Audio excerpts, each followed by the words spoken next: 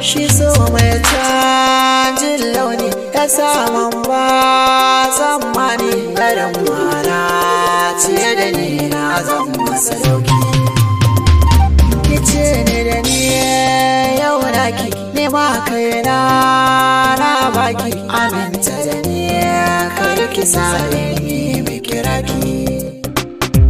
Akan ki na zama makaho wa'yansu sirai mini ihu silar kauna zuci al'amarin ba sauki. San ba na ci ba na sha na gama tamakar sha na tabbata so bai da ƙarshe ko a ma'auni. Shi dai share soyayya yana sa ai tarayya akan sa fahimtar ne maki a tsakani. Suna sare ya fusata silar haka har haɗe mota na gane so bai da zaɓin wannan mazauni.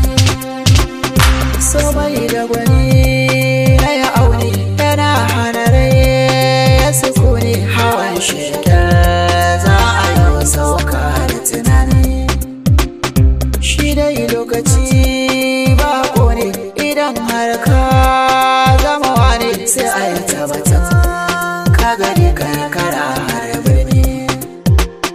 Shi so mai dagula harka ba wanda ya sa shi a fuska sanin shi wuya ɗanɗanansa zama ko ɗaci.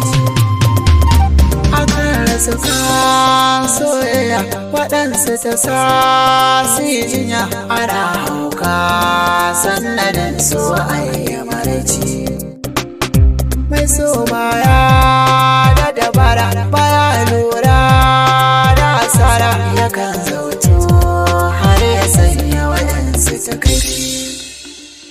Sharin so in zai fara baya duban katara yakan rasa mai shi da mai neman na abinci.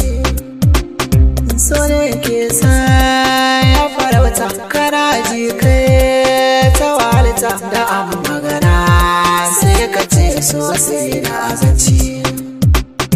Dare ya zamo mini rana kina ta gizo a idona da na kwanta damuwa sai in shiga kunci. Komin uzuri zan furta duk mai sokar ya kagauta domin shi so